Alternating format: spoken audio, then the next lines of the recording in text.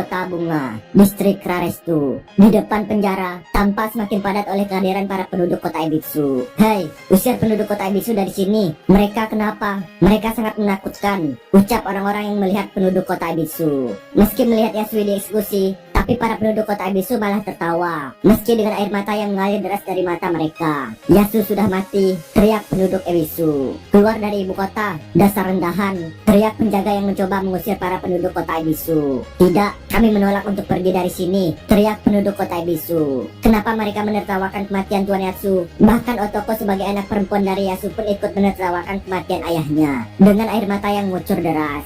Ini adalah kejahatan terburuk Shogun Orochi, ucap Hiyori yang masih menangis di dada Joro. Dia sudah menyengsarakan mereka semua, dan bahkan tidak mengizinkan mereka untuk bersedih. Tempat apa ini kalau bukan neraka? Katakan Tuan Joro, ucap Hiyori lagi dengan air mata yang terus mengucur deras.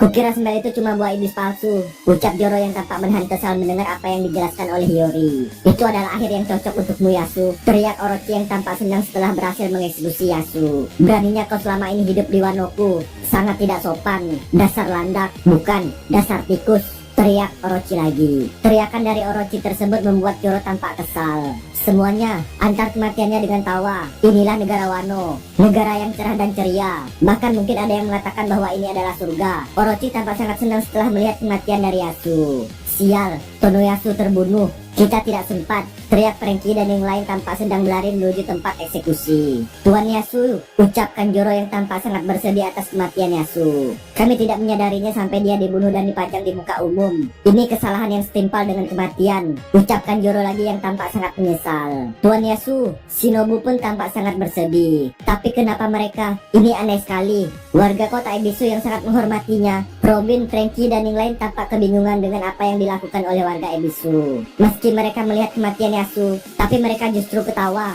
Udon, penjara tambang. Lihat, mereka gila, teriak Queen yang melihat ekspresi warga Ebisu melalui dendenmusi visual. Mereka menertawakan eksekusi mantan daimonya. Orochi sangat kejam, teriak Queen lagi. Tuan Yasu, Anda berhasil bertahan sampai selama ini, ucap kakek Hio yang tampak sangat sedih atas kematian dari Yasu. Ada alasannya kan, ucap Luffy. Mau siapapun orangnya, tidak ada yang boleh tertawa saat seseorang mati, ucap Luffy lagi. Mungkin itu efek samping smile. Ada orang seperti itu juga di sini. Mereka hanya bisa tertawa, jelas kakek Hio. Luffy tampak tak mengerti dengan apa yang dijelaskan oleh kakek Hio. Jadi rencana kita terbongkar. Inilah kenapa Anda, Tuan Yasu, ucap Raijo yang juga tampak sangat sedih. Onigashima, seleramu buruk sekali. Orochi, ucap Kaido yang juga melihat tayangan di ibu kota melalui dendenmusi visual. Kota Kuri, Bakura. Hai Inuarashi, Kinemon, apa kalian tahu soal smell? Ucap Sutenmaru. Harusnya kami menjelaskan ini pada kalian sejak awal. Senyuman mereka yang tinggal di kota Ebisu hanyalah topeng, ucap Shinobu. Nami dan yang lain tampak bingung dan tak mengerti apa yang dimaksud oleh Shinobu. Senyuman mereka itu hanyalah topeng yang tak bisa mereka lepas seumur hidup mereka, jelas Shinobu. Nami dan yang lain semakin tak mengerti. Lalu Shinobu pun mulai menjelaskan tentang kenapa warga Ebisu selalu tertawa. Beberapa tahun yang lalu, Kaido dan Orochi mulai berdagang senjata yang dibuat di negeri ini untuk suatu buah yang dibuat manusia yang disebut smell, jelas Shinobu. Setelah memakan buah tersebut, mereka jadi tak bisa berenang, tapi sebagai gantinya mereka mendapat kekuatan hewan buas. Itu buah yang mengerikan, jelas Shinobu lagi. Buah iblis buatan. Maksudmu buah iblis dari pabrik yang kami hancurkan itu, ucap Franky. Ya, Kinemon memberitahuku soal itu, ucap Shinobu. Tujuan Kaido menggunakan buah itu untuk memperkuat pasukannya dan membuatnya menjadi monster untuk memiliki pasukan bajak laut terkuat di dunia, jelas Shinobu. Ia pun melanjutkan penjelasannya. Tapi tentu saja selalu ada risiko untuk hal yang terdengar hebat itu. Keberhasilan buah buatan itu adalah 10%. Kalau 10 orang memakan buah tersebut, hanya ada 1 orang yang akan mendapatkan kekuatannya. 9 lainnya hanya akan mendapat efek sampingnya. Selain tidak bisa berenang, karena formulanya yang belum sempurna, mereka juga akan kehilangan kemampuan untuk menjadi sedih dan marah. Mereka hanya bisa tertawa dan tertawa, jelas Shinobu. Apa? Usopp dan yang lain tampak sangat terkejut mendengar penjelasan dari Shinobu tersebut. Shinobu pun terus menjelaskan apa yang ia tahu. Bajak laut Kaido terbagi menjadi 3 pasukan utama. 1. Mereka pasukan yang belum memakan buah buatan itu dan menunggu giliran mereka, para Waiters. Kemudian 10%-nya yang sudah mendapatkan kekuatan hewan buas.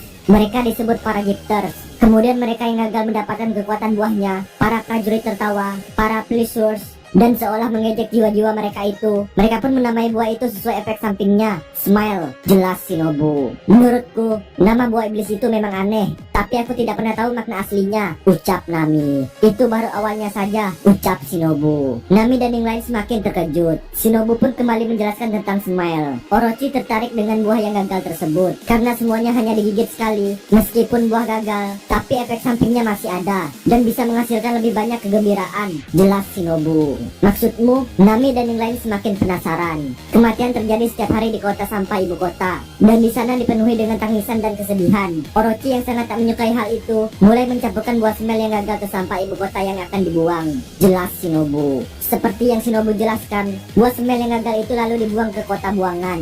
Melihat buah yang masih segar itu, para penduduk di kota buangan merasa sangat bahagia. Dan tanpa pikir panjang, mereka langsung memakan dan membaginya kepada penduduk yang lain.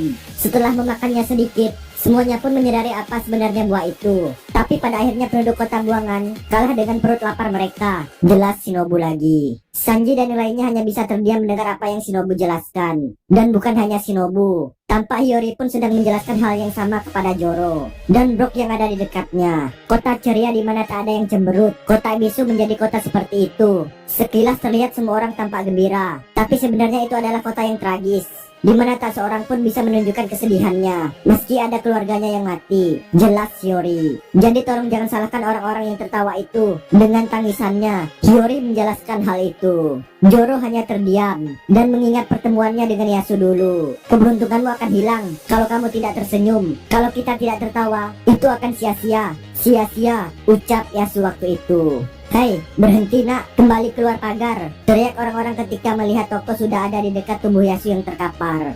Ayah, aku membawakan obat yang sangat bagus untukmu, ucap Toko di dekat tubuh ayahnya. Toko, teriak Hiyori sangat terkejut ketika menyadari keberadaan Toko saat itu. Dia masuk lewat pagar, cepat bawa dia kembali, teriak orang-orang. Berhenti Toko, cepat kembali ke sini sekarang, teriak Hiyori mencoba memanggil Toko untuk segera kembali keluar pagar. Hai, anak itu yang tadi makan untuk makan soba, ucap Sanji saat melihat Toko. Oh Toko, teriak Robin. Anak itu putri Tonoyasu, ucap Usopp. Apa? Teriak Franky. Dor, menyingkirlah dariku, teriak Orochi sambil menembakkan pistolnya. Orang-orang pun berlarian untuk menepi dan memberikan jalan buat Orochi. Bangunlah ayah, obat ini akan menyembuhkan semua lukamu. Namanya minyak katak, ucap Toko mencoba membangunkan ayahnya yang sudah terkapar. Oh Toko, maafkan aku, obat itu bukan, teriak Usopp mencoba memberitahu Toko tentang obat yang Toko bawa tersebut. Akhirnya aku menemukanmu, bocah sialan, ucap Orochi ketika melihat Toko. Begitu, jadi kau anak Yasu, pantas saja kau jadi kurang ajar. Kalau kau tidak tertawa seperti itu tadi, Komurasaki pasti masih hidup, dasar tikus bodoh, ucap Orochi. Lari Otoko, jangan sampai kau mati juga, teriak Hiyori. Tapi Toko tak peduli dengan apa yang terjadi. Ia tetap di sisi ayahnya. Sembuhlah ayah, ucap Toko sambil memberikan minyak katak. Mau anak atau orang tuanya, semuanya membuatku marah. Kau harus dieksekusi juga, teriak Orochi yang kini sudah membidik Otoko dengan pistol yang ia bawa. Dor, orang-orang pun berteriak ketika Orochi menembak Otoko. Tapi sebelum peluru itu mengenai Otoko, tampak 2 orang telah berada di depan Toko untuk menyelamatkannya. Hiyori dan semuanya tampak terkejut melihatnya. Pria itu, dia pria yang sedang dicari-cari, si pembunuh hakim, teriak penjaga yang mengenal orang yang ada di depan Toko. Apa? Orochi tampak terkejut. Dan orang itu, dia pemilik kedai soba yang melecehkan keluarga Kishiro, teriak penjaga lagi. Drake dan Hawkins tampak terkejut mendengarnya. Mereka Joro-Joro dan Sanggoro, teriak para penjaga. Sanji dan Zoro tampak terkejut ketika mereka menyadari kehadiran mereka masing-masing.